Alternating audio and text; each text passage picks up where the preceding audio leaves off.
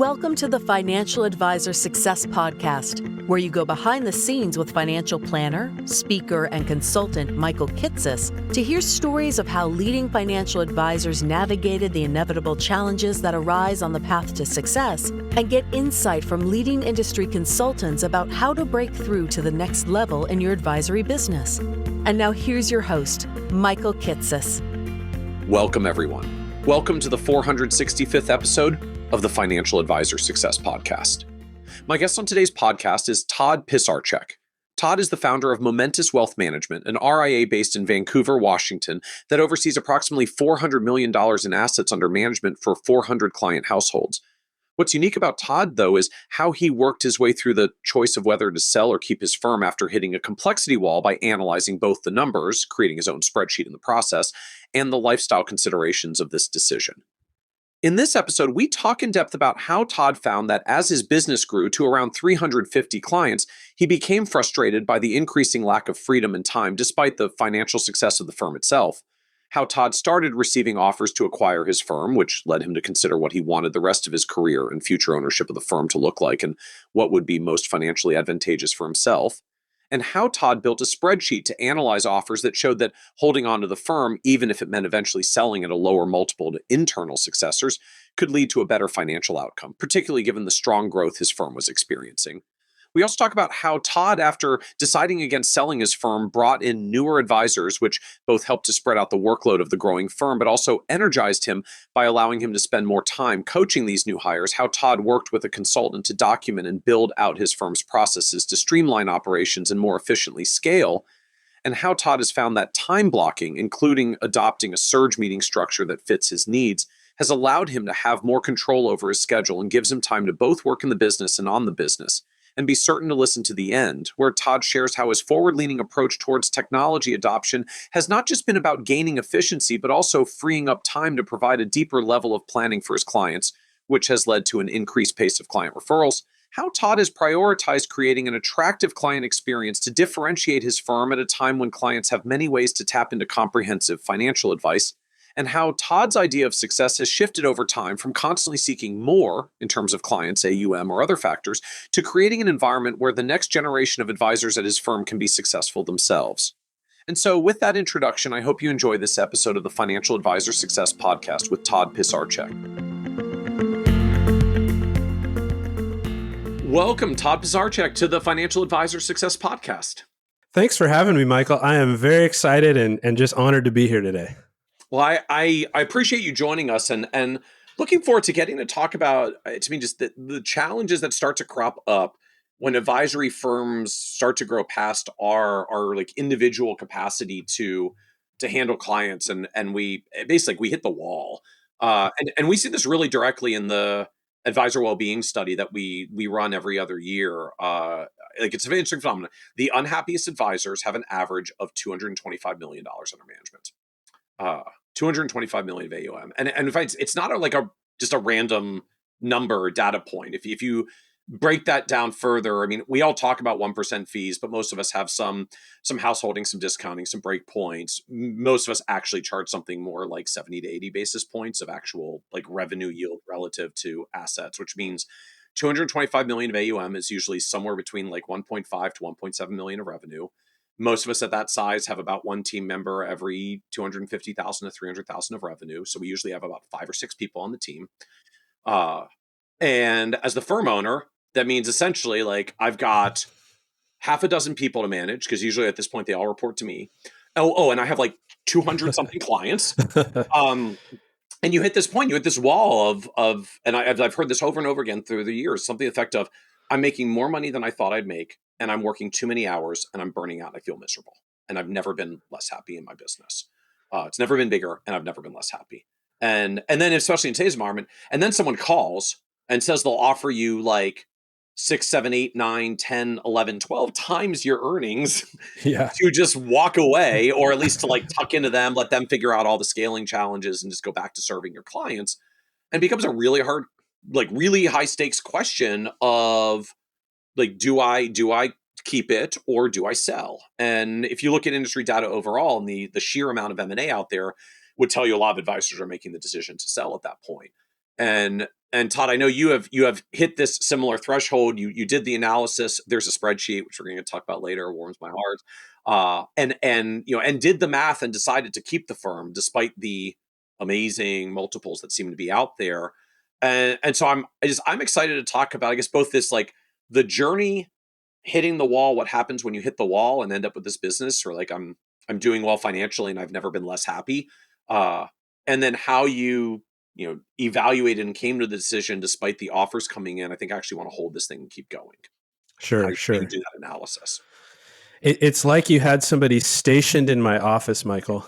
I mean, all the stuff you described. We do. I mean, we try not to tell advisors because we don't want to make it awkward. But.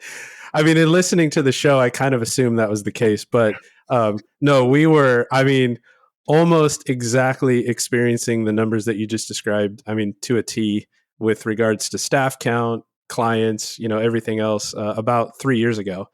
And I would say that, when I just think about the career and everything that I've been through and seen over the years, I do feel like 3 years ago, I was kind of looking around, just realizing all the things you just said, where, on one hand, the company's doing well, clients are doing well, we're earning as much money as we ever have. But as far as happiness, I mean, I would say I was probably at peak unhappiness a few years ago in the practice. It was like peak earnings and peak unhappiness at the same time. Yeah. And I think the exciting thing is, and for all the listeners, like we've worked through it, and part of what we're going to be talking about today are some of the decisions we made around the firm. But I can just say that where we've gotten to today, I feel like we've kind of officially gotten through that period, and life is just a lot better these days. And there were a few significant things that happened over the last few years that I think helped us kind of work through that. So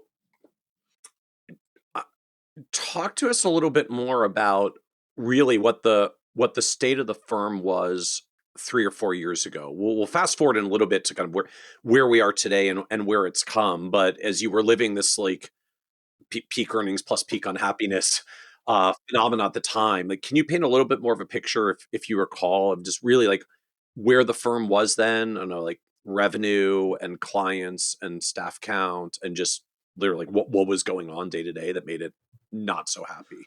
Yeah. So 3 years ago, so I started my career in 1999, and, basically just started right out of college, was working for Waddell & Reed for a bit, and then Edward Jones. And then in 2004, I went independent.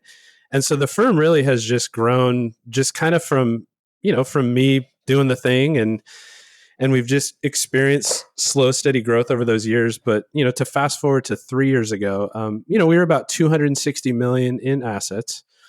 And we had a staff count of between 5 to 6. Then we added our 6th person right around that time period. So we had experienced really good growth. I mean, I remember the first time we hit 100 million, and it was really exciting. And it seems like we went from that 100 million to 200 million really quickly. Compounding's an amazing thing. Yep. Yeah, love it. And but yeah, things got really crazy. Sorry, go ahead, Michael. Yeah. I'm sorry. I was just going to say, do you recall like where was client count? Where was revenue? So revenue was around 1.2 million roughly at that time. And our client count was around 350. Okay. Yeah. And so that's also the time that we started to get several, inquisitions about firms wanting to buy us. So the first time we actually looked at a potential acquisition was actually back in 2019. I just remember because it was pre-COVID. So I remember the day because I remember we hadn't experienced COVID yet. And then we actually had another firm that we talked to pretty seriously during COVID. Okay. So it was about 2019 that we, again, like started to just get offers from other firms. And obviously, like being kind of where we were at the time, you start to get these offers and they look really good. And then also, there's also that element of just feeling very, like I was honored that we even got the offers, right? I mean, the fact that somebody looked enough into the firm and liked what we were doing to the point where they wanted to acquire us is really exciting. It's phenomenally flattering. Like I worked my backside off building this thing over the years, and like you want to offer me millions of dollars because clients like me. Like, Yeah, it's kind of fascinating. Like yeah, we don't have factories and equipment. It's like, I mean, in the tax and literal sense, like you're just buying goodwill that yeah. I've created with my clients. Yeah, yeah, exactly. And to just think like, it's like, okay, and I went through all this stuff. Like I remember when I was working for the brokerage firms, you have these thoughts of, man, it'd be really cool if I went off on my own because I want to have a different looking website, or man, it'd be really cool if we had this, that, or the other thing. And you kind of get in this mindset where you want to create those things. And then you do it all. And then you're kind of like, oh, wow, this is just a lot of work to maintain the website and the payroll and the this and the that. So when some of these other firms start coming along and talking to you about being acquired, with the proposition too of like, hey, we're going to take all that work off you and you don't have to worry about that anymore. You can just work with your clients. I mean, that also can be attractive. So, yep. So, so I guess just fill us in a little bit more. Like what was making it unhappy? Like why was this peak unhappiness as you're, $1 million plus revenue with a full team of supports?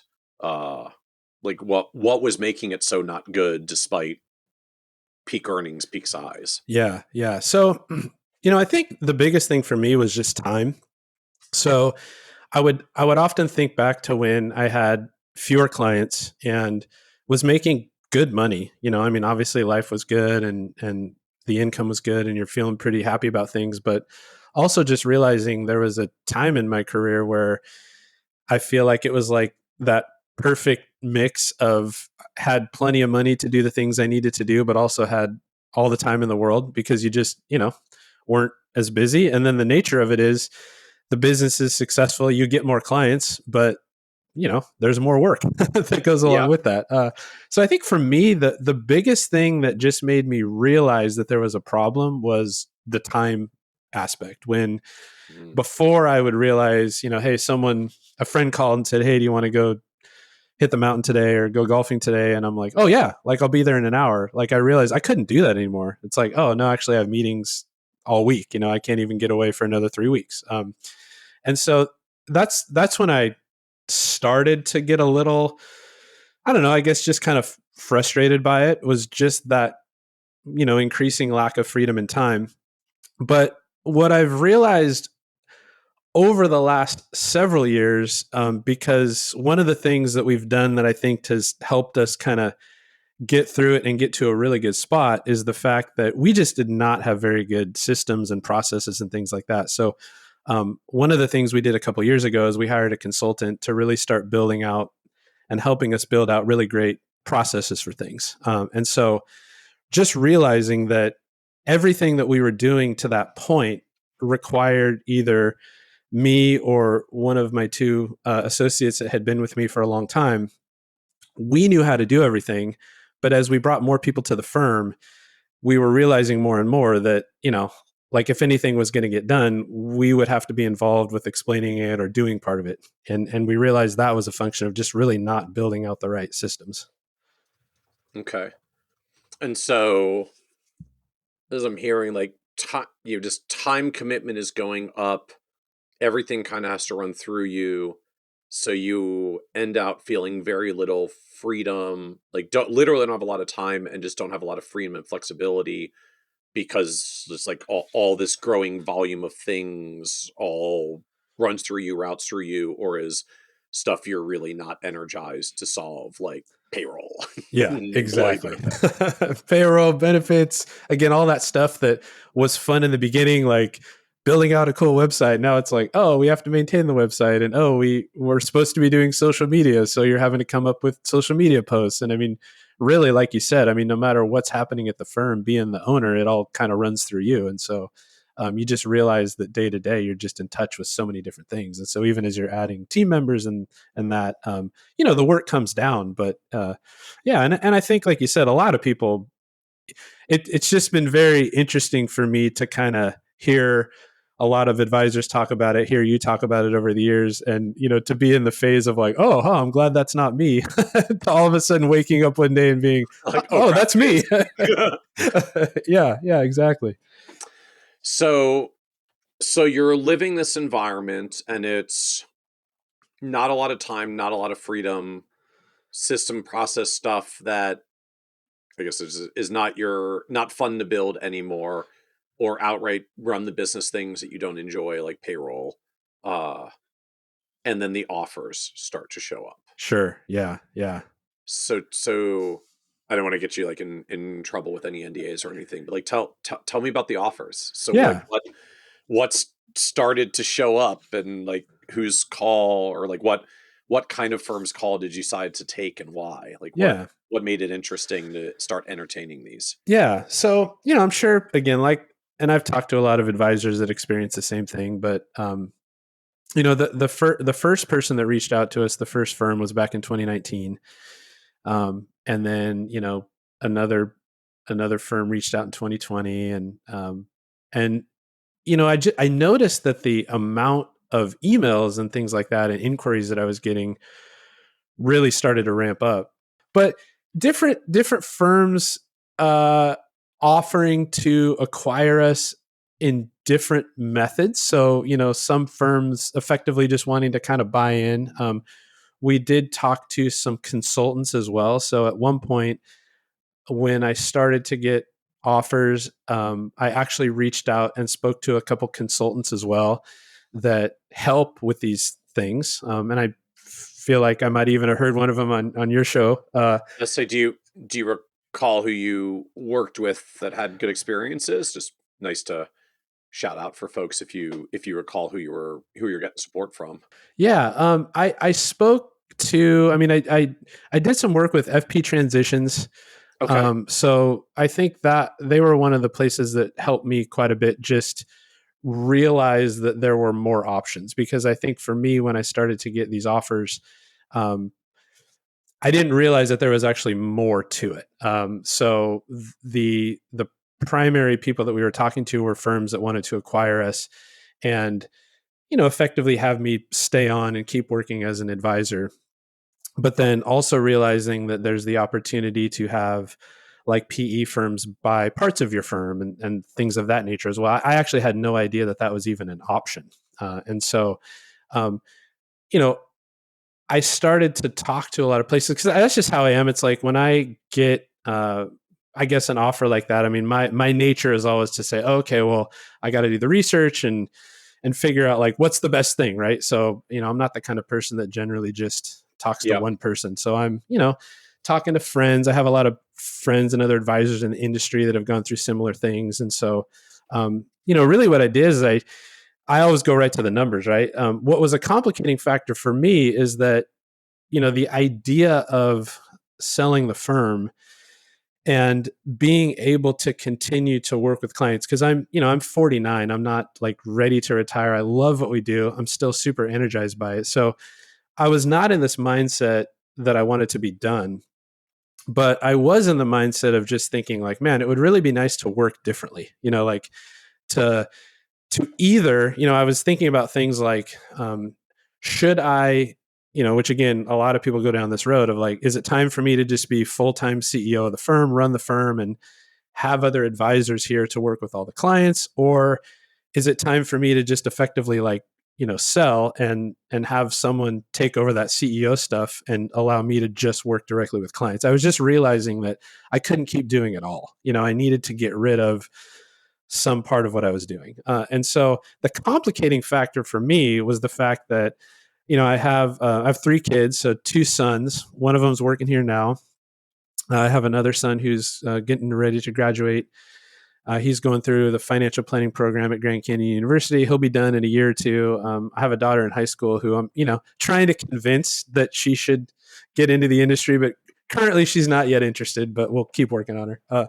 But that was kind of the other factor for me, is the fact that a lot of these offers sounded really, really great, but I was also getting to the time where my 2 sons were like really committed to wanting to get into the industry. And so not only did I have this element of, man, it's something that we'd kind of talked about like our whole lives, like having them come work in the business. But when they're 10 years old, obviously they don't know what they want to do. But as they grew and started college, both of them gravitated towards financial planning. So my older son, Aiden, who's working here now, there was a time where he knew he wanted to major in business, but he wasn't exactly sure if this is what he wanted to do.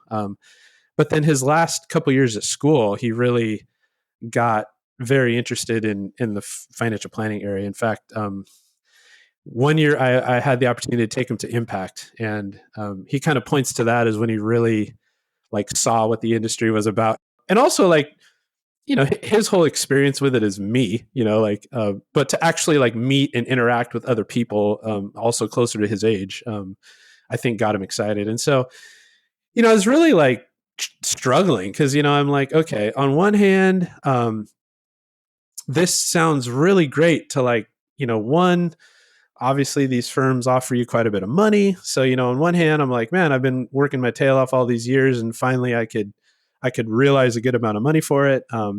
I could continue to work with my clients, because that's obviously for all of us, we deeply care about our clients and we have all these really deep relationships with them that you don't want to let go. Again, knowing that I wasn't ready to be done, I just knew I needed to do something different, and so, and then complicated by the fact that, if I just sell the firm, then, what have I done to the boys? Like, this is something that they've, at this point in their life, they're really invested in and actually doing the work to become part of the firm. And so all of that was kind of going in my head to like, what do I do? And so for me,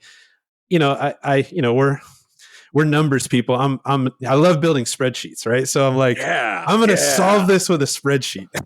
I love this. So, I love this. Yeah. And looking at the numbers actually just really, and there's other factors I'll go into about just kind of some of the emotional stuff behind the decision. But I think that when you can have the emotions, but also the emotions are backed up by the fact that the numbers make sense, right? Like, that's what I was able to find out is that, because there's all these factors around, okay, so let's say that I do have the boys come to work here and then eventually, like, I'm not going to give it to them. I mean, this is part of my retirement plan. Like, eventually I still need to sell this thing to them, but there's no way that they're going to be able to pay me what some of these other firms are offering. Right. So then there's that factor as well. So, I feel like I was able to kind of solve that for myself and say, okay, here's why it actually makes sense, for me to keep running the business, sell to them eventually. But actually, I found that in my, and again, I'm not going to obviously say that this is right for everyone, but for me personally, it just made a lot more sense, both financially and emotionally, to just keep doing what I was doing. Most firms, I feel like when you hit a certain level, you are offered a certain amount of money based on the earnings of your company. So, I remember back in the day, everything was, you're going to get 2 times revenue, right? I mean, that was like, at the end of the day, it's always 2 times revenue. And then there was a time where it's like, oh, maybe now we can get 3 times, like things are getting, and I found that with a firm our size, everything was kind of more based on earnings. And what I found through my research, and, you can tell me if this is wrong, but it just seems like, and I will say, like, a lot of these numbers come from just not specific offers we got, but just people that I talked to, that were like, hey, kind of, it seems like this 10 to 13 times earnings kind of tends to be what people are seeing. I don't know if you agree with that. We see some similar numbers. There is a size premium out there. So like the bigger the firm, the higher the multiple. So, I mean, I overgeneralizing, like some solo practices might end out at 4 to 6 times earnings. By the time you've got a couple of people on board, you might get to 7 to 9. By the time you get a couple of advisors on board, you might get 10 to 12. The multi-billion-dollar firms sometimes are going as high as 13 to 15. So that's a little rough. But yeah, I mean, by the time I think you said then you're like a million something revenue firm cruising towards 2 million. You probably have seen anything from as low as 6 or 7 to as high as 11 or 12. And usually at the upper end, there's some contingencies, right? Yeah. Yeah. You'll get this if all your clients retain and you hit certain growth numbers after you come on board. So there may be contingencies. I mean, the old joke is you know, you can you tell me the multiple you want, and I'll just tell you the terms that you have to give me. Like, hey, I'll give you 30 times earnings today. Yeah. Yeah. You have to grow at 70% a year. I'm going to take all the money back. But like, hey, you can tell your friends you got 30 times earnings. You just need a redonkulous growth rate on it that you're probably not realistically ever going to achieve. Yeah. So the super big numbers usually have some super high contingencies on them. The more moderate numbers usually don't have a lot more than some modest growth, and just like you actually have to retain the revenue and keep the clients. If you sell and transition and the clients don't come, that will still get adjusted. Yeah. So that's kind of what I was thinking in the back of my head. Is I thought, okay, like on one hand, I could sell the firm, I could get a multiple of earnings, and in the spreadsheet I built, we'll share it with the listeners. I just put $1 million in there just to make the math easy. Okay. So like $1 million of earnings. Yeah. Okay. Yeah. And so I guess just so for folks who are listening, Todd, if you're okay to share. So this is episode 465. So if you go to kitces.com/465 and just scroll to the show notes section, just tiny bit down the page, we'll have a link to the the keep or sell or stay spreadsheet. So we'll talk about this a little bit as best we can, because it's always fun to do a spreadsheet live in an audio format. But we'll talk about this a little. I guess for folks who want to even follow along, you can pause kitces.com/465. You can pull it up and look along if you want. Or just listen as we talk some numbers. Yeah, Michael, I thought it'd be fun if we just went through each cell individually. So let's go ahead and start with the cell A3. We can dissect all the formulas. That sounds fantastic. This is a reference cell with anchored to B2. There. On a side note, there is nothing more satisfying, I feel like, than just building like a really good spreadsheet. Like I've done these for like, should I buy or lease a car? It's just so satisfying. Well, and look, to set this up a little, because you were kind of to send a copy along, so I've got something to look at as well. I mean, it really is just kind of the spreadsheet to set this out, right? We've got a series of columns for, how does this project out if I, sell the firm to an external buyer and then I just stay on and they pay me a salary. And then what happens if I hold on to this for the next 10 years? Because as you said, like you're 49, you got energy. You're not actually, this isn't the walk away scenario, because those are a little bit different in dynamics. This is like, I'm still going, but this building stuff and the payroll is getting tedious and other people say they'll do that for me. So do I want to sell and stay with them, or do I just want to hold on to this and keep going? So you basically got a column of what happens if I sell and they pay me a salary while I get my check and then I grow my money, because if you got cash, you can put it in the market. Or what happens if I hold on my firm and keep chugging along. So we'll talk about these in more detail. Like it's essentially two sets of columns that we now start looking at: is sell, get the check that you can grow plus a salary, or hold on to this business and see what you can get in profits plus future business value. Yes, exactly. And, if I look at our firm, I think growth is a factor as well. I mean, we've roughly doubled in size over the last 5 years. And, in the last 3 years, we've been growing pretty well also. Around 14.5% has been our average growth rate. So, that's a factor as well. And so, just like when we're doing planning for clients, I tried to plug some more conservative numbers in there. So I also factored in like different growth rates. So, hey, I keep doing what I'm doing. The business grows at 10%, so that's in there as well.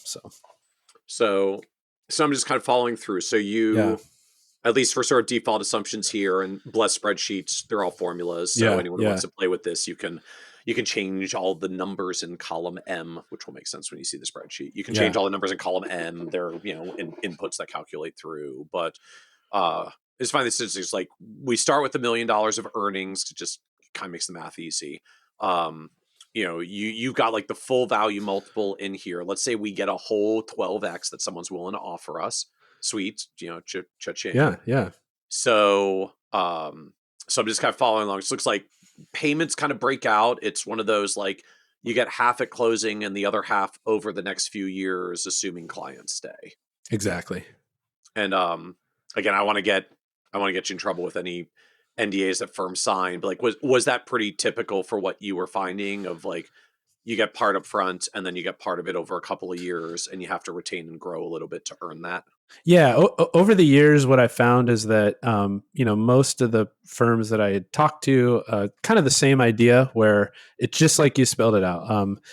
There's a certain amount that you get at closing, and then over the next several years, assuming you continue to hit certain growth rates, then the remaining payments are paid out. So, yeah. And so, I don't know that there was a lot of, it's just like what you said. I mean, you described it so well, like the amounts that you get down the road are so variable based on what the I guess like required growth rate is, right? I mean, if you can get a higher multiple if you hit certain growth numbers, right? So so I just set that in a way that people could kind of play with whatever scenarios they're being offered. So then you pull some taxes out. Ostensibly, this is most or all goodwill. So we're like, 20% cap gains plus state that kicks in. So the gross value might be 12 million, but you're going to get it over several years with contingencies minus taxes. So I think Exactly. in the sheet here, like you actually net eight point something. Yes. Yeah. And, being in the state of Washington, I didn't have to add the capital gains tax until recently. So, that's a fun new thing we're dealing with over here. So. Unfortunate timing on that. Yeah. So that might not apply to everyone, but yeah, exactly. So that would be like the net amount that you would actually have to go and then invest in a portfolio. Okay. So, because that's obviously the kicker that we're all looking at is I get to take this 8 million, go invest it somewhere and earn a return on that, and then keep working and obviously keep getting income and good old time value of money. Yep. Yeah.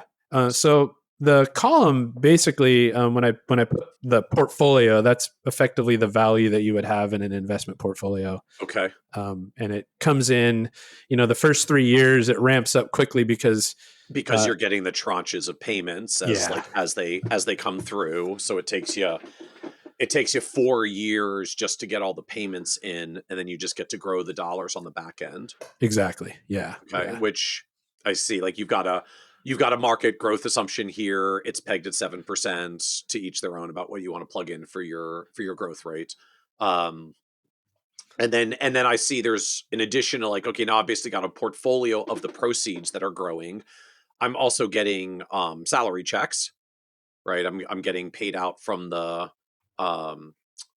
firm, because if I'm selling and staying, I still get salary for, at the end of the day, a pretty sizable practice, but I only get the salary in the business. I don't get the profits from the business because I sold that. So you've got a $350,000 lead advisor salary in here that then grows as the client base grows. So it looks like you've got conservative 10% growth on the revenue of the practice itself. So basically your income grows at 10% and that gets taxed. And we get down to a net all in number. God bless, 10 years from now with compounding growth, it's like somewhere between 19 and $20 million before or after tax of a portfolio of the proceeds that's now like $15 million and $4 to $5 million worth of salary that you got out along the way as well.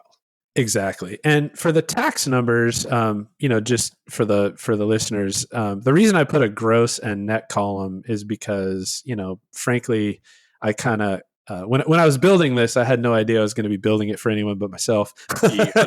And so I just put an average federal income tax rate in there. Sure.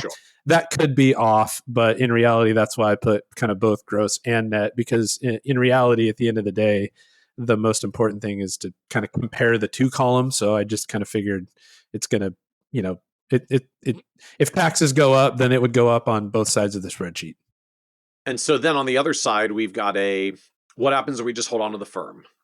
We keep getting our profits, gets netted down for taxes.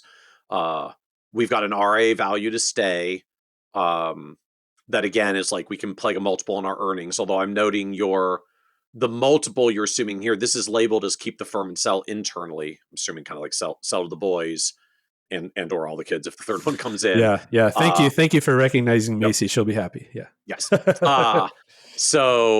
So much lower earnings multiple here. Now you're only assuming like, okay, if I'm selling internally and my internal successors have less buying capacity, I'm only, air quotes, I'm only selling at 5 times earnings instead of 12.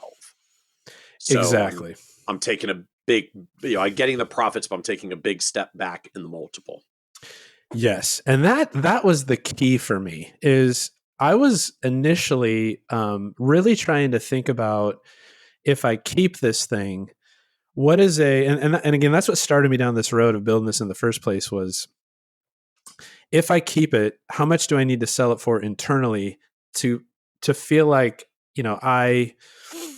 I got what it was worth. Because obviously if you're selling to family members, it's different. Maybe you're going to be more willing to take a bigger discount. But even selling internally, and frankly, this is just something that I've heard from a lot of places, but just, hey, if you sell internally, it's more than likely that you're not going to get the same types of multiples. There are a lot of benefits that come with it, but you are going to have to take a little bit less money. And so what I was trying to figure out at the end of the day was like, how much less could I sell it for internally and still get out of it what I felt like it was worth. And this is frankly the part that shocked me the most was you go through all of this, and like the keep and internal successor at 5x still actually adds up to more dollars than the sell at 12x today. Yes. And that just, I mean, it was a game changer for me, because I think I had this relief that was like, okay, I obviously, and we can kind of get into this too, but I did, after seeing this, I did some things that, I built this spreadsheet. It's been a few years now that I built this thing, and I've, plugged in several other offers into it along the way, but it really just kind of gave me the freedom to say, based on the numbers, it makes sense to keep it. But then also I can make decisions around what's going to make me happy, because this didn't really just initially solve the problem of like, oh, okay, like, oh, this makes me happy now. Like I still was struggling with a lot of that stuff, but it made me realize that from a financial standpoint, I could solve those problems in other ways. And I thought the other big takeaway from this is because, not everybody listening is maybe considering an internal sale or a sale to family or anything like that. But we also like hear this phrase all the time, like, hey, we should take some chips off the table, right? Like, but again, what this made me feel better about, even with regards to that, is to think, okay, let's just say hypothetically that over the next 10 years, like multiples drop in half, and 10 years from now, we're only able to sell firms for half of what we can get for them today. Again, even if that's the case, you find by looking at this that at the end of the day, you might still end up making more money by just continuing to run your firm and sell for a low multiple down the road. So, well, and to me, it's wild what happens when you just sort of like you use this spreadsheet and start adjusting some of the assumptions. So as is head to head, you're like 20 to 30% higher in the just keep the firm and successor internally than to sell for the big multiple today. It's a 20% gap. And that's at the very conservative growth and multiple numbers you have in here. It's like if you just grow closer to the 15% you have been growing, now it's like a 60% difference. If you just sell for 7x internally instead of 5x internally, it's literally twice the value of holding on to it versus selling but staying internally. It's so striking on the difference. And granted, this is a scenario that is all, the acquirer gets all of the equity and you are only riding along with salary as you continue to stay. Just to be fair, for like some of the acquirers out there, like some will allow you to have some level of equity or roll some equity. You don't get to necessarily grow on your book, but you grow on their whole thing, and they're trying to grow it fast. So maybe if that grows really well, that math will work out for you. So there are different iterations of this, but at its core, like just to me, it's very striking how that the keep scenario keep with internal succession scenario so wins even when the valuation multiple is half at the end, and then it wins dramatically more with anything higher than 10% growth rates and any internal succession multiple higher than 5x. Yeah. Like double the dollars or more. Yeah. Yeah, exactly. And, I think, again, I think all of us would probably agree that, like, hey, obviously keep the firm, keep running it, make it bigger. If we knew the multiples were going to be the same at the end, well, that's an easy decision, right? It's like, well, if I knew the multiple was always going to be what it is today, then I'll just keep it as long as I can, right? But, again, there's these fears that we have of like, well, what about AI? And it's going to take everything over and multiples are going to crash and all this stuff. And again, this just kind of gave me the sense of just what you said, Michael. It's like, well, okay, let's say they fall in half, I'm still okay. Like I will still look back and say it was still a good idea for me to keep this thing. Again, all of that assuming that you're in my situation where you want to keep working, right? You're still feeling good about things. You still want to keep working. I mean, obviously, like you alluded to earlier, if you're trying to be done and retire, this isn't probably the right numbers to look at. So, yeah, to me, it does highlight. I mean, at least or especially in those scenarios where we're in the, I've still got time horizon. Like I'm not actually looking to be out. It's just not fun to run it anymore. Yeah, right? Like that context that.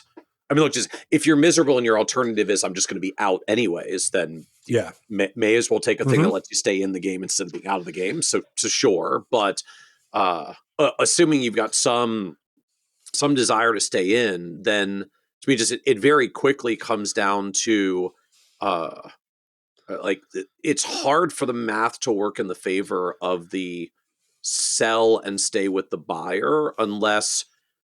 Just simply put, like, unless you think the whole thing can grow more with them than you do on your own, right? Yes. If you give them a higher growth rate than yours, it at least you can get the scenarios a little bit closer to each other. Yes. But they truly have to enable a growth rate that you couldn't have achieved on your own, and even then, it may be difficult to make the scenarios in parallel because you don't benefit from all of that growth because you don't have the equity. Like you got the cash, you don't necessarily get all the extra growth of the good growth rate. You get the market return on the cash that they paid you. And I have seen versions of that even for some of the folks that got like really eye-popping high multiples. I mean, I joked earlier, like I'll give you 30x earnings. You just have to grow at 70%. But I have seen some deals for multiples that get into the teens where everyone's astonished at the multiple. And then when you get in the fine print, it's like, well, yeah, we really have to do like 20 to 30% growth rates to get that number, which is a pretty hefty growth rate for most of us. And, maybe the buyer lets us grow more, but if we actually are at all capable of achieving a 20 or 30% growth rate, the math is still dominatingly better to hold on to the thing and grow it like that yourself, which just gets back to like you for better or worse, you truly have to find a partner where you feel like you're going to grow more than you could have grown or last longer than you were going to last. Yeah. Yeah. And that's a really great point. In looking for a potential partner. Obviously if there's someone who can come along and infuse a much higher growth rate into your firm, that would certainly be a factor to consider. So it sounds like you went through this spreadsheet exercise. The math said, actually not even better to necessarily to sell, even including if I want to eventually sell internally the kids at a more favorable number. And I get to hold on to it for the kids, which was already a complicating factor for you. But then we get back to kind of my next question, that the point where this all started, which is, but you're still in a firm in peak unhappiness where you have to do the freaking payroll that you don't like doing. So I'm very curious to know. So what happens next in this journey for you where you build the spreadsheet, you run the numbers, all of a sudden it's not so compelling math to do the transaction after all, but you're still stuck with the thing that made you unhappy enough to take the phone call and go through this exercise in the first place. Yeah. So what changed? Right. Yeah. So Like, what did you do? yeah. So, again, for me, it's just like everything. I think like for me personally, just some timing things really lined up quite well. So, in fact, when I look back at the first offer that I, looked seriously at, like back in 2019, I would say that I don't even know that I necessarily like had all these same thoughts. Like at that point, I actually was looking at that more along the lines of like frankly, I was so unhappy. And again, I shouldn't say unhappy. I'll back up a little and just say that when my peak unhappiness, I was still happy, right? So for me, It's just still a good business and making a good income. Yeah, so we can keep that in appropriate perspective. Yeah, and I think that's a really good point for us to discuss. Is I mean, even at my I would say least happy point, I would still say overall I was very happy and just constantly realizing like how blessed we are to be in this industry. And when I think about how I got into it, like it was just, like I graduated college, I didn't really know what I wanted to do. And I started interviewing for jobs, and this financial advisor thing sounded pretty cool, and then it got to a point where I'm like, hey, this is all I've ever done. Like, I'm not even qualified to do anything else, I can't build anything or make anything. So I got to stick with it. And I just love what we do. So I will say, like, for me, when I get to the peak unhappiness component, I was still overall feeling like very happy. We have a great team that we work with here. I mean, and I love our clients and I love what we do. So, I mean, I'll just put that out there. And so, for me, it allowed me to, as I alluded to earlier, to say, okay, I realized that the idea of me doing everything did need to change. So me trying to run the firm, be the CEO, do the payroll, do the website, do the social media, meet with all the clients, that just wasn't working. And I will say, like, this is still still in process. So this is what we're working on now. But we hired a consultant. So started working with the Efficient Advisor. I know you've had Libby on your podcast. A really great program. So the timing of that was great because we had started that, and it just really allowed me to kind of see how I was going to make this happen. So to actually have a roadmap of, because I really did identify that one of our, I think, biggest issues was the fact that myself and Linda Carroll's her name. She's my business partner. She's part owner of our firm as well. And then we have a longtime staff member, Mara. We were thinking back to like when the three of us effectively started the firm, we just knew how to do everything. And everything lived in our head. And so we kind of started this process of like, we have to really, we're all roughly the same age, and we really need to start to build things in a way that the next generation can take over. And so what started off as like, I think a process that seemed pretty overwhelming, actually became pretty exciting and gave me a lot of energy. And so like when I think about what we've been working on and what my goals are moving forward, it's like for the first time in a long time, I feel like I know what I'm doing and I know what we're working towards, and I think that also has allowed me to just be kind of re-energized in this whole thing. Because like all of us get, I think the type of people that are in this business, I think we all love working with clients and we get a ton of energy from working with clients, and it's great. But I've also now gotten just a lot more excited about mentoring and kind of teaching the next generation. So we have 6 advisors at our firm now, and 3 of them are younger. And it's just so fun to kind of like, I guess, show up every day and realize like, hey, my goal is to teach them how to do all this stuff so that, eventually when I'm just too old to do it, like they'll know what to do. And so one of the things I do outside of the office is I coach a high school baseball team. And I almost had this thought of like, it's kind of like going from that player role to coach role. Like if you're someone that grew up in sports and you were a player all those years, I mean, how many times do you watch whatever, football, baseball, whatever, and see that a lot of these coaches are former players, and they went from being energized by making the great play to like, now they're energized by teaching and coaching and mentoring the next, so that has helped me because I just, it's almost like I've kind of started over, and I just have this new excitement every day. Obviously, one of those young advisors being my son is amazing. He just started in May, so he hasn't been here too long, but just to show up every day and be able to work with him is amazing. We have a great young staff here that's just, again, it's just different because I really look at my role differently.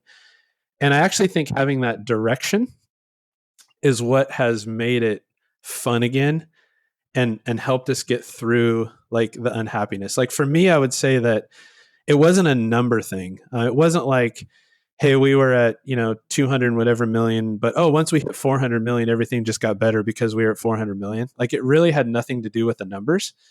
Because we do this with clients all the time, right? I mean, you do retirement planning for clients, and how many times do you meet with clients and you're showing them the numbers and you're like, it makes no sense to you why they're still working because you're like, you could retire. Yeah. I mean, Yep. You don't need to work, but they keep working because there's no direction. It's like, well, yeah, I don't know what I will do in my next phase of life, right? So they just keep working because it's like, I like it. It's fine. I don't mind it. But as soon as they find that next thing they're passionate about, that's when they really enjoy their retirement, right? And so I think for me, it wasn't retirement, but just like officially saying, hey, my role now here is different. Like my role is now to coach the next generation. Because our long-term goal is to build this firm that's going to be around. So, looking at the numbers and again, we're all numbers people. So you look at these numbers and you're like, you wouldn't tell somebody, hey, if you can find that next thing that you're fulfilled by, you should retire just because you're fulfilled. Like the numbers have to back it up too. It's like, well, you also have to be able to afford it. And that's kind of the process I went through is in looking at the numbers in the spreadsheet we just went over. It's like, well, hey, the numbers are there. So that's like the whole, you can afford to keep this thing and keep growing it and doing what you're doing. So the numbers back it up. And then you put that on top of, and also I have now found my passion and what I really want to do in this next phase. So those two things together, I think, are what really gave me the energy to just be really excited about the next however long. I'm also trying to understand. So like what changed to find the new passion? It was this reorientation to say, now my goal is to have this firm stick around for the long term. Therefore, I need to be the coach for the next generation. Therefore, I'm going to get into the coaching part like I do with the sports teams. Yeah. Just to, and I don't know that there was a specific moment I can even point to. I really feel like for us, it was just this progression in, looking at numbers, again, working at just making our processes better here at the firm. And then you just kind of hit a certain point where you're like, oh yeah. And I do think that when a couple of our young advisors started, that helped a ton because just to see the energy that they bring. And you just, it's almost like, again, in coaching, when you have a player that you can tell just really wants to get better, right? They're really coachable. They listen to what you say. They just really want to learn. It just makes coaching much more fun. So I think a lot of that was just the energy that we have at the firm also with the people that are here. You can tell that, the people that we have here, we just have the fortune of like they're all in, I mean, they just, you can tell when somebody kind of has that ownership mentality and that they really care about what we're doing and the people that we serve here. So when you have a group like that too, it just makes you much more excited to, to be involved in that. So was this like a new round of hiring you did to bring in more young people after you had the revelation of I'm staying, therefore I need to bring in more young people to Yeah. do this? Like, I mean, were there like staffing and headcount shifts that went with this transition? Yeah. So we went from, we now have 9 people here. So yes, my business partner, Linda, and I, we both realized, we're around 50. And so just thinking down the road of like, okay, and again, I know that advisors will often say, and I hear advisors all the time talk about the fact that like, you're maybe more disposable than you think you are.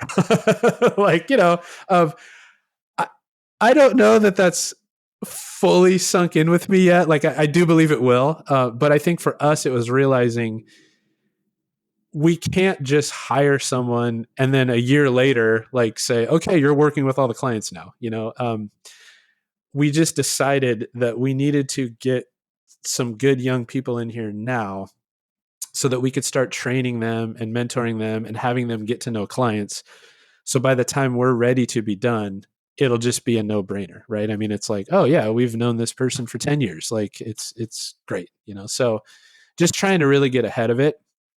And so, yeah, we specifically, we knew Aiden was coming, but we specifically decided to hire another advisor, and then we potentially have my other son Isaac coming to work here in another year or two, and then we have another younger advisor coming to work here in another 8 months or so. So yeah, but that was by design, to just realize if we're going to do this, it's going to be based on the fact that we need to get the next generation of people in here that are want to do the work and make it last. And then what happened to all the other stuff that you were not relishing? The payroll, the website, the social. Yeah. So what I realized about myself is, and again, this is me. I fully could be a lot of people out here that don't think about it the same way I do. But what I realized about myself is that I don't actually mind doing a lot of that stuff. It was just all of it combined with also having to do all the client work. So when you're the one that's having to get ready for the meetings and do the follow-up from the meetings, and then also at the same time trying to do payroll and websites and whatnot, that's where it gets to be overwhelming. So like even when we went through the process of building out some better processes, there's parts of it that I really love, and that whole visionary integrator exercise that a lot of people have gone through. I really love that role of being the visionary, and that's exciting to me. And so I don't mind doing a lot of that work. It was just that I couldn't do all of it. I needed to get help. And so even just, at this point, I still have a pretty large client load, but even just having advisors here now that can help me with the prep work and help me in the meetings and help with the follow-up, that I don't have to be involved in every single aspect of the client service, has really helped. And again, I enjoy a lot of the running the firm work. Like I'm excited to go to conferences and learn things and figure out how we can implement it. And I just realized I needed to work differently and not try to take on everything on my own. Interesting. So if I'm understanding, you ended up keeping some of the payroll, website, social, other stuff. What changed was when you got more associate advisors to support on the client activity, you freed up time and capacity on the client admin, client support related task work, which then actually made the other handle the business things not such a big deal anymore to continue to do. Exactly. Yeah. And I also realized that I love doing a lot of that stuff. So it really wasn't, it's exciting to me. And again, all this kind of goes back to realizing I'm not ready to be done. For me, this wasn't a situation where I'm just done with all of it and I want to retire and, go sit on a beach somewhere. I love our industry. I love what we do. I just realized I needed to kind of figure out a way to operate differently. And I guess I'm curious to hear a little bit more about what it was like going down the road of like getting the things I would think it was in your head and Linda's head and Mara's head and trying to create more process. I mean, I'm going to assume you weren't like anti-process before, but obviously like you didn't have process things and now you have process things. So what changed? It's like, what did you do? What did you actually do to start getting to the point of having process when historically you hadn't had as much process? Yeah. I might say that we were anti-process before, Michael. No. Okay. Then all the more. Like, so what, as a historically anti-process firm, like how do you actually change yourselves to be more on the process band? Yeah. No, it's a hard change. Yeah, it was very hard. And, again, I would say that something that we're definitely still working on. One of the big things that happened right in the middle there is this whole like AI thing, so it's like, yeah. So also now it's been really exciting to say, okay, what part of our processes can we automate?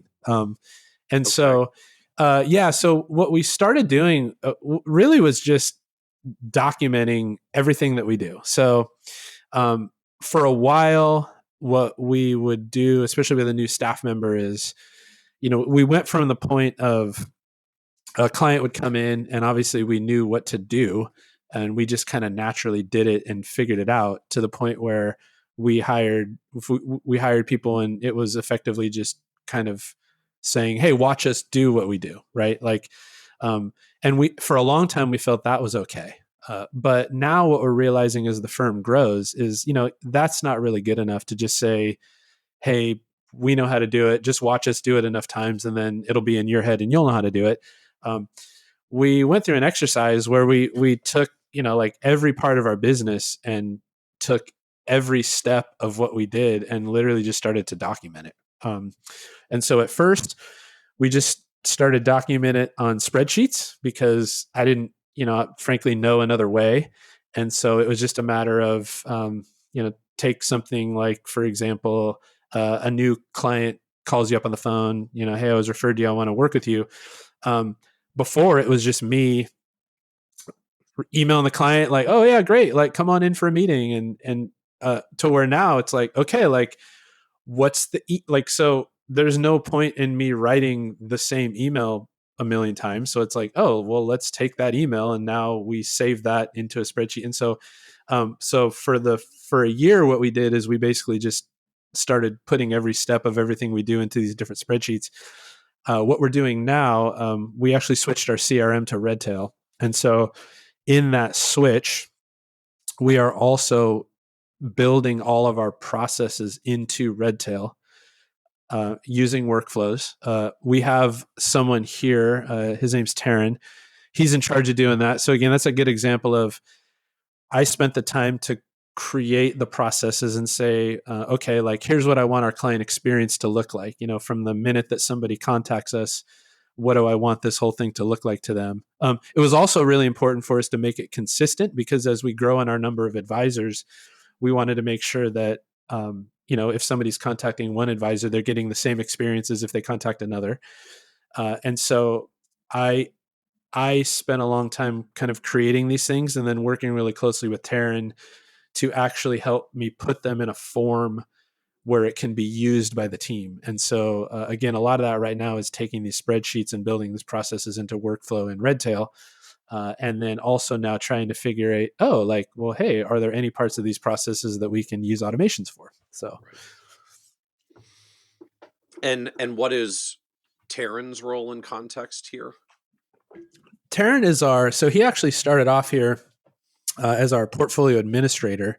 Okay. And I would say that, one of the things I've just been really surprised about in this industry is how I don't think we ever could have imagined like the role that technology would play. I mean, it's like, I feel like more and more I'm just running a tech firm, and so Taryn's role has really changed quite a bit, and that, when he first came on, he was really going down the road of trying to get his CFA and be the one that was going to effectively just be managing the portfolios. And what we realized by just going through some work internally was that, and I just, one of the things that I just learned so much from is that the book Rocket Fuel that a lot of people have talked about. And I will admit, I don't read, I listen to books. So that's why, yeah, I don't know if Gino Wickman audio narrates it now, but yes, it's a fantastic book. Yeah, it's a great listen. But just learning that we had everybody in the firm take that assessment that they give. And Taryn's background, I just love his background. I mean, he went from high school into the military and, served in the military for a number of years, was in Iraq. And then when he got done, he decided that he wanted to go to college, and he graduated from University of Portland out here in the Northwest in finance, got his MBA, and really was wanting to go down that track of being a CFA. And so we were supporting him in that and helping him study and go down that road. But I think one of the big things that's changed is we kind of woke up one day and we're like, do you really still want to get your CFA? And it's like, he really realized that his strength and his interest and his passion was kind of more in operations. And so he and I both agree that it would be really great for him to just focus not just on, managing the portfolios, but really helping oversee the operations of the whole firm. Yeah, it's been really fun. And part of that was we use Orion, and realizing that in his role in doing all of our trading and portfolio management, he was just in Orion like all day, every day.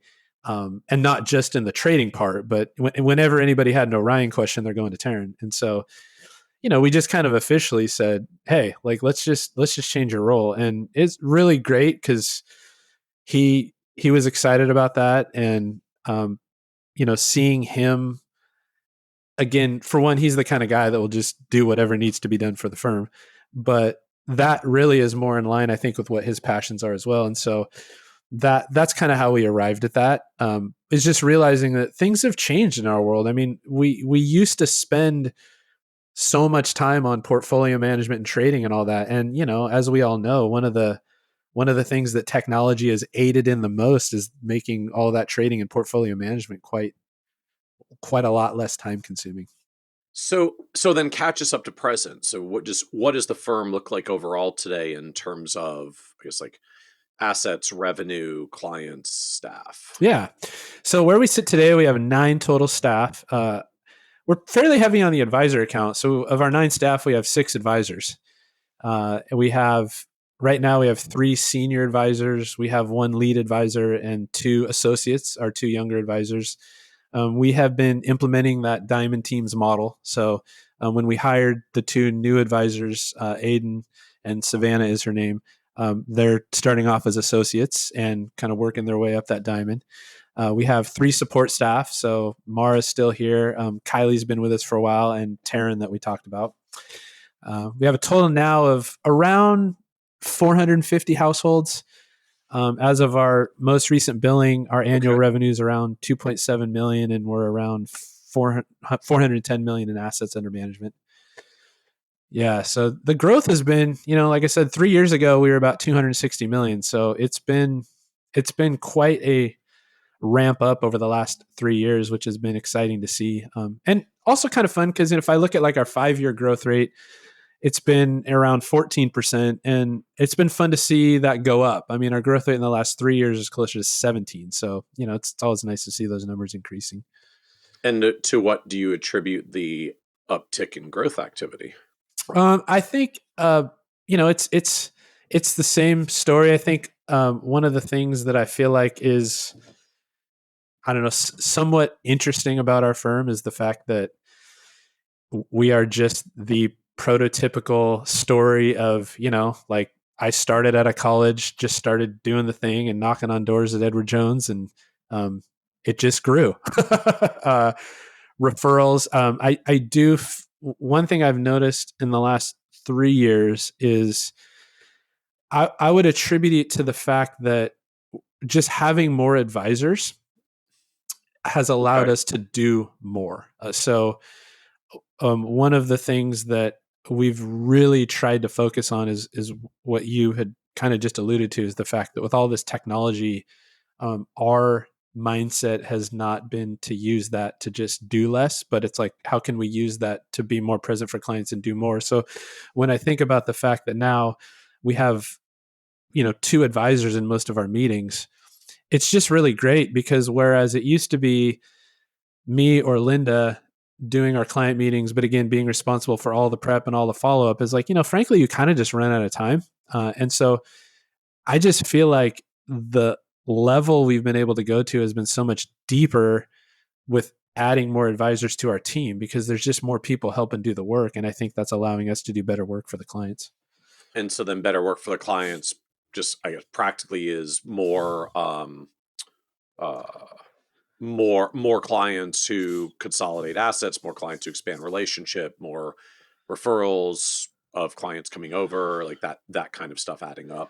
Yeah, I get really excited about creating just an exceptional client experience. I mean, that's the other thing that kind of excites me. And I feel like for us, when I think about our growth, we're not a firm that's really grown through social media and that kind of stuff. We don't have some crazy campaign that's been super successful. It's really just been growing through referrals. And so I've kind of doubled down on this idea of, in order to get more referrals, you have to be referable. And in order to do that, you just have to do a really, really, really good job. And so that's what I attribute to, is I think our strategy has been very specific, but it's not flashy. It's just, if we do a better job, then obviously clients are going to talk about us more. And for us, I've just not been able to like solve the algorithms or whatever. I mean, we have a podcast that we do that our clients love.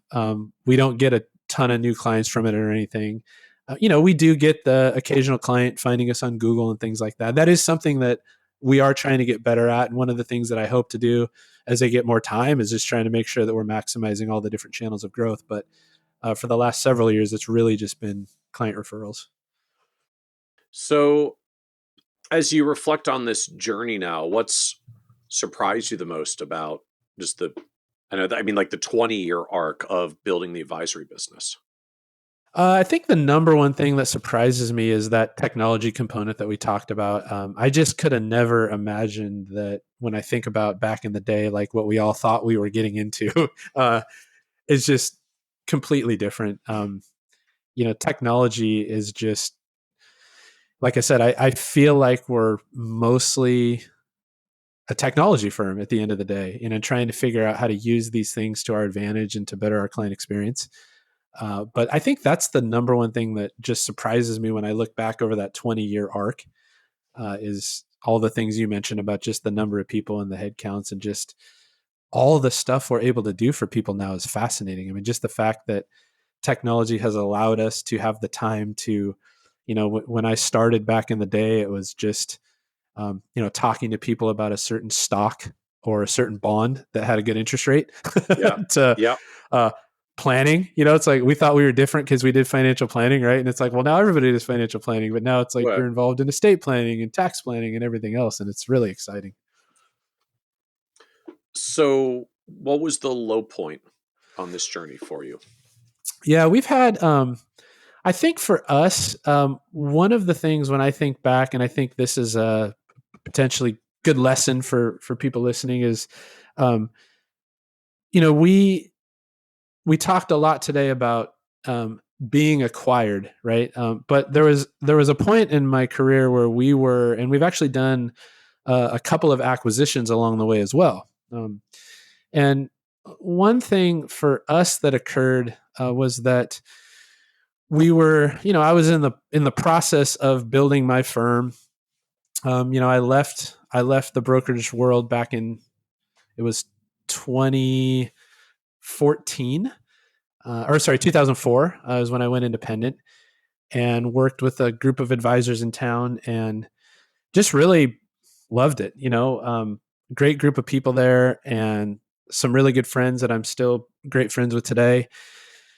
but had the opportunity to potentially acquire another firm. But in order to do that, just given the size of my practice, it was not a situation where I could stay where I was. In order to do this, I was going to effectively have to kind of leave the firm I was at and go to work for this other firm and, kind of be the junior advisor. Right. And so, So it's like an opportunity to acquire if you moved your clients there, became his next generation, and then you can like successor into his practice. exactly. That kind of structure. Okay. Yeah. Yeah. So I had this really just, again, I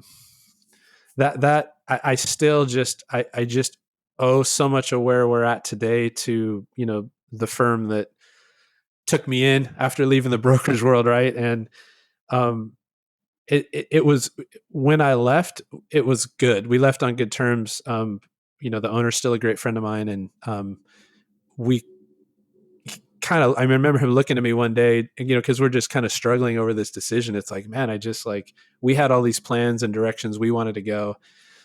And he's just like, you got to do this, this is a huge opportunity. You got to do it. And so, I just went a totally different direction and did that for a while. And, like happens, again, at the time, I didn't really think anything of it, but, now in hindsight, I realized that, go to work for someone who's intending to retire someday, and then maybe things change in their life to the point where they go a different path. And so it turned out that I wasn't going to take over what I thought I was going to. And so after doing that for a number of years, it was like, okay, like got to go start over. And in hindsight, it was actually just like a huge blessing in my life, because when I think at the time, I just really didn't understand why it was happening. But it was actually the first time in my life that I had to effectively kind of go set my own thing up, because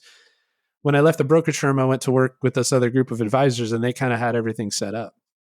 And then when I went to acquire this other practice, same kind of thing, like they had everything set up. For the first time, it was like, okay, you got to go put your own sign out and figure out your own technology and your own email and website and all that stuff. And at the time, it was, again, I look back on that and I'm like, man, I'm really glad that happened, because if that wouldn't have happened, I would have never been kind of pushed to do that. And then a few years down the road, we actually ended up with the opportunity to acquire another practice, which that went really well. And then when I think of the group of people and the friends that I have here to work with, again, none of that would have happened if that's not the direction that it would have went. So at the time, it was, you're kind of just sitting around going, man, I had no idea. Like, it's just not what I envisioned, right? I mean, we're all planners, right? And we're just like, everything's planned out. And then when it goes a different direction, you kind of just don't know what to do for a while. So, it was good. But again, got through it, and we're in a better place for it now. So. And ultimately, it just came down to the person you were supposed to successor didn't want to actually sell and get out of the way when the time came. Yeah. Things changed, and he just informed me one day that was the plan, and I have no, being a business owner and being where I'm at, it's like, yeah, I get, at the time I didn't get it, but now I totally get it, and it's. Yeah, it was just kind of that same story that you might often hear of, hey, I think this is going to happen, or I'm coming to work here with the intention of buying out these clients, and then, owner changes his mind, and they're within their right to do that. So, yeah.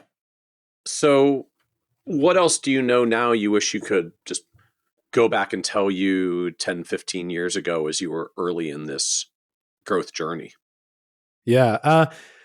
I think, and again, I would think that the answer to that question probably changes based on where your business is at the time. But I would say for me, given everything we talked about today, boy, I wish I would have started to build those processes earlier.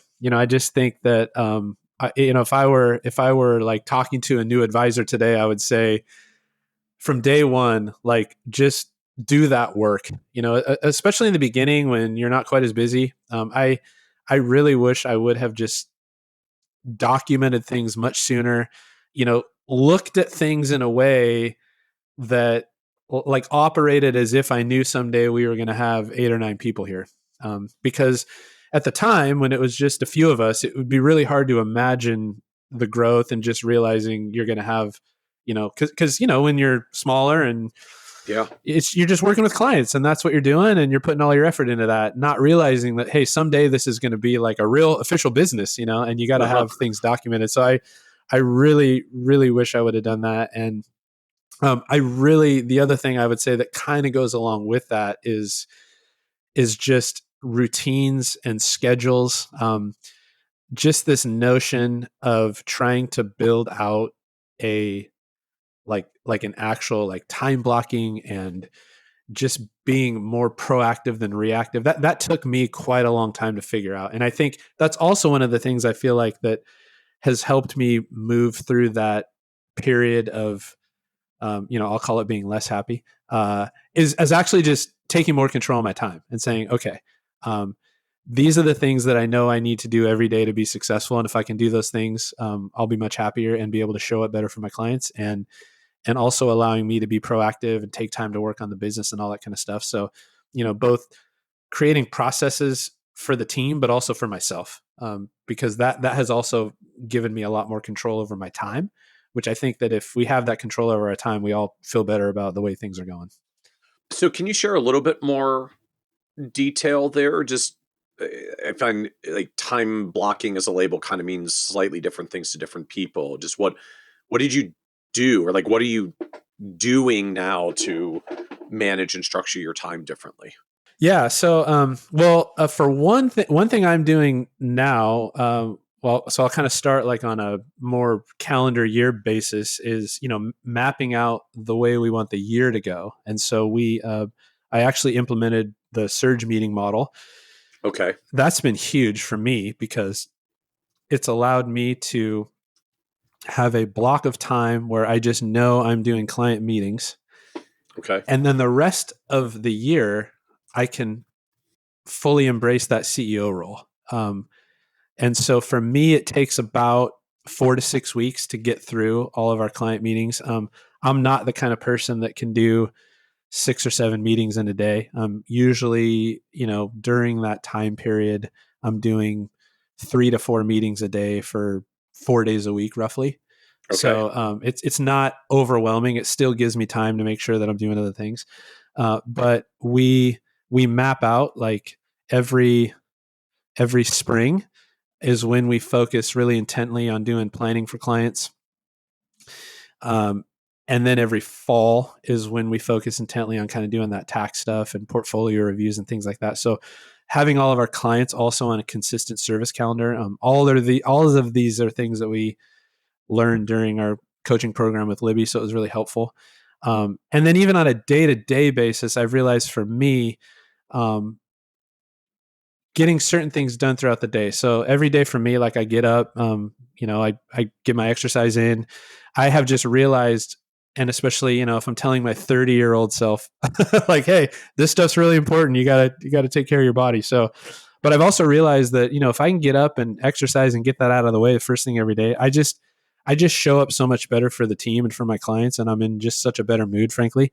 And so, to me, like taking the things that are important to you and just not sacrificing. I mean, I block out that time every morning, and like it is, I'm not going to schedule anything during that time. And I say no to a lot of things to just make sure. And I think that when you get to a certain stage, whatever that is for you, you have to block that out, and you can't cave. It's like, yeah, I have to do that. I also make sure that once a week, at the end of every week, I'm spending purposeful time working on the business instead of in the business. So I make sure that I have Fridays is that day for me. So even in the midst of my client meetings, when we're in our meeting surge, I still have that Friday to just make sure I'm taking care of, the stuff. Usually when we're in the middle of meetings, that work on the business thing, that tends to be when I do the payroll and the stuff. Okay. Right. But then outside of our meeting surges, it's great because now I have all sorts of time that I can spend on all these projects. So what I'll do is I'll kind of keep like a running list of projects I want to get done for the firm. But it takes the stress off because I'm like, hey, it's not like, oh, I'll get to that someday. Like I know when I'll get to it. It's like, okay, as soon as this meeting block is over, here's all the cool things I'm going to be able to work on in between meetings. So any other advice you would give younger, newer professionals coming into the business today? I think a lot of it kind of wraps into what we spoke about, but just that whole idea of time blocking and making sure that you're, just really being tent about your day. Because I think that if you start that when you're less busy, it's just going to get easier to do when you're busy. But I also think, the another thing that I would, I guess, really tell young advisors today would just be, and again, this is, I could be totally wrong on this, Michael, but this is just me. I think that right now we have to look at things, and again, I another book that I really love is Unreasonable Hospitality. And again, that was something also that kind of clicked in this journey over the last few years, is just the fact that, as we spoke of before, when we first started, like no one was doing planning, and then everyone was doing planning, and and now like even the levels of planning everybody's doing is great. I've kind of flipped the switch to realize that like we're not really in the service business, we're in the experience business, and I think that really trying to give your clients a really great experience is what's going to set you apart, because everybody gives great customer service, or at least everybody says they do, right? Yep. And I think in our industry in general, when I'm around other advisors, it's like, yeah, the group of people that are in this industry are people that truly care and want to do the best for clients. So everybody's given great customer service, right? But I think if you can kind of go to the next level and give your clients that great experience, is going to help set you apart. So as we wrap up, this is a podcast about success, and just one of the themes that comes up is that word success means different things to different people. Sometimes it changes for us as we go through the journey. And so you've had this wonderful growth journey with the firm. Now, as I think you highlighted, kind of a new inflection point of growth as you're crossing 400 million of AUM, and the team has expanded. And so the business seems to be in a wonderful place now. How do you define success for yourself at this point? Yeah. I think for me at this point, and it's really shifted, because for the longest time, success was just watching those numbers, right? Because I think that for a lot of us, we just have these, notions of, or what is ingrained in us is like what's quote unquote successful, and it's like, especially being in a firm and what you're doing for people's investing their money in, right? Like you're supposed to make them money. That's what you're hired for, is to do planning and invest well so the clients earn money. And it's just, that's what is ingrained in us from when we start our career. So it's really hard for us to not envision success just being growing, right? Like more clients, more AUM, more this and that. Again, I do think that is one of the things that has shifted for me greatly and just allowed me to be much happier, is to realize that at this stage in my career, success is building an environment that other people can be successful in and other people can flourish in. So it's kind of back to that coaching notion, is the success for me anymore is not getting a hit on the baseball field. It's creating a really good environment so that my players can be successful and they can get a lot of hits, and it's the same thing that I've tried to implement here, where what makes me happy and feel great is watching our young advisors do well and do great in client meetings and bring on new clients, and watching them kind of build the businesses they want to build. And so, for me, when you ask like what's success to me, it's up to me to build that environment, so as the owner of the firm, I have to create an environment and build a team and give them the right training to allow them to do those things. I love it. I love it, Todd. Well, thank you so much for joining us on the Financial Advisor Success Podcast. Thanks for having me, Michael. Want even more ideas, tools, and resources on how to break through to the next level of success as a financial advisor? Check out the leading financial planning industry blog, Nerd's Eye View, at www.kitsis.com. where Michael covers the latest practice management trends and financial planning strategies. And by joining the members section, you can earn IMCA and CFP continuing education credits, along with exclusive member content. Get it all now at www.kitsis.com.